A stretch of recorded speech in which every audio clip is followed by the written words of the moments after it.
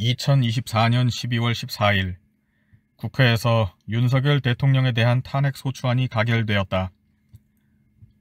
이제 탄핵의 공은 국회에서 헌법재판소로 넘어가게 되었고, 멀지 않은 미래에 헌법재판소에서 이 탄핵이 정당한가에 대한 심판의 과정을 거쳐 결과가 나오게 된다. 사실 한국인들에게는 이 과정과 절차가 한번 겪어본 지 오래되지 않았기 때문에 익숙하다.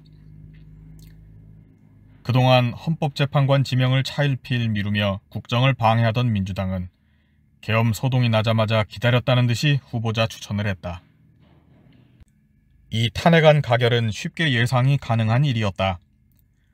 윤석열 대통령은 정당한 사유가 아닌 사감을 앞세워서 계엄을 선포하는 권력 남용을 저질렀고 국회 무력화를 시도했다. 나름의 당위성은 있었으나 그 당위성을 입증할 수 있는 근거가 하나도 없었기 때문에 명분이 부족했다. 탄핵이 가결되어 직무가 정지된 지금 이 순간까지도 그 어떤 근거도 내어놓고 있지 못하다. 이건 없는 것이다. 최후의 순간에 무슨 비장의 카드처럼 아껴놓은 것이 아니라 그냥 없는 것이다. 만약 있었다면 사태가 이렇게 커지기 전에 진작에 나왔어야 했다. 지금은 민심마저도 완전히 기울어져서 다시 돌이킬 수 있는 방법 자체가 없어져 버렸다. 다들 보수당이 멸망한다고 걱정을 한다. 맞는 말이다. 보수당은 멸망할 것이다.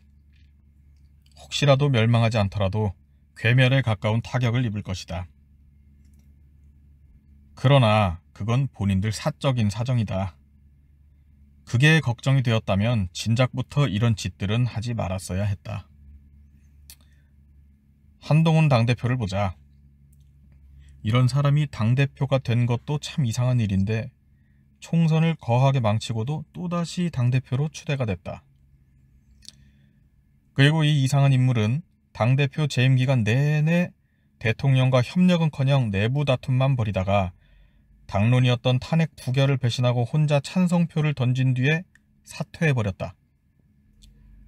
이게 이상하게 느껴지지 않는다면 그건 당신들 머리가 이상하기 때문이다. 아마도 민주당 쪽에서 다시 영입해갈 확률이 높을 것이다. 이런 사람들을 대통령에 당대표에 뽑은 대가는 치를 수밖에 없는 것이다. 왜냐하면 저런 사람들을 추대할 만큼 판단력이 없어진 당이기 때문에 해체해버리고 물갈이가 돼야 하는 것이 당연한 순서인 것이다. 예전처럼 어거지로 산소호흡기를 꽂아서 연명해봤자 돌아올 미래는 또 시간 낭비만 하다가 탄핵이다. 아예 처음부터 다시 시작해야 한다. 혹자들은 계엄도 대통령의 권한이기 때문에 자신의 권한을 행사한 것이 무슨 문제냐면서 따지기도 한다.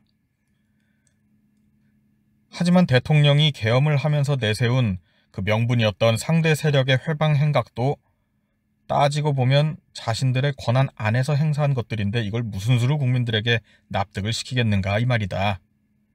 내가 하면 로맨스고 남이 하면 불륜인 게 아니다. 만약 대통령이 정치를 해본 적이 있고 할 줄 아는 사람이었으면 전임자 대통령들이 다 그래왔듯이 국회에 찾아가서 연설을 하고 화해와 협력을 요구하고 협조를 요청했을 것이다. 왜냐하면 그것이 법치주의 민주국가의 당연한 순서이니까.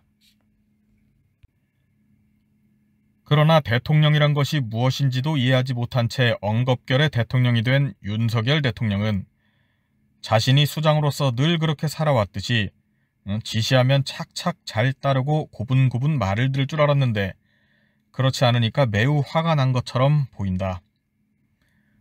대통령과 왕의 절대 권력을 구분하지 못하는 큰 정부 절대 권력을 추구하는 전형적인 좌파식 사고방식이다.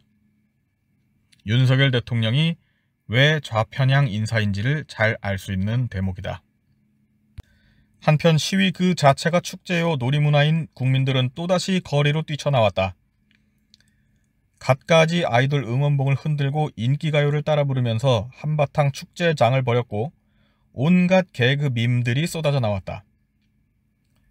한국인들은 예전부터 음주 가무를 매우 좋아하는 데다 TV에는 모든 채널에서 동시에 음악 프로를 할 정도로 노는 것을 좋아한다. 2000년대 이전의 시위는 특정 단체나 전문 인력들의 정치 무대였으나 2002년 월드컵을 계기로는 온 국민이 길거리로 뛰쳐나와서 난장판을 만드는 데 맛을 들였다. 나오기만 하면 전체가 거대한 콘서트장 혹은 야구장 같은 열기 속에서 서로 으쌰으쌰 응원도 하고 마음껏 소리치고 노는데 그걸 안 나올 수가 없는 것이다. 이제는 촛불문화제라는 그럴싸한 이름까지 붙여놓고 마치 집회 시위에 참여하는 것만이 진정한 민주주의의 실천인 것처럼 아젠다를 선점해 놓았다. 급기야 시위에 참여하지 않은 사람들에게 인신 테러를 가하고 협조하지 않은 업체들에게 별점 테러를 하는 등 파시즘의 광풍이 몰아쳤다. 사실 어제 오늘 새로 발생한 일은 아니다. 이미 10수년 전부터 사유재산에 대한 기물 파손 같은 건 일도 아니었다. 왜냐하면 그들에게는 대의를 위한 숭고한 희생이었기 때문에 받아들이고 넘어가 줘야 하는 일인 것이다. 그렇다. 그들의 행태는 자유민주주의보다는 사회주의에 훨씬 더 가깝다. 이들은 자유민주주의가 뭔지 잘 이해하지 못한다. 특히 대의제가 뭔지는 아예 모르는 듯하다. 아마도 첫 단추부터 잘못 끼워진 민주화의 고리가 계속 어그러진 채로 발전해왔기 때문일 것이다. 탄핵이 헌법재판소에서 부결될 거라고도 생각되지는 않는다.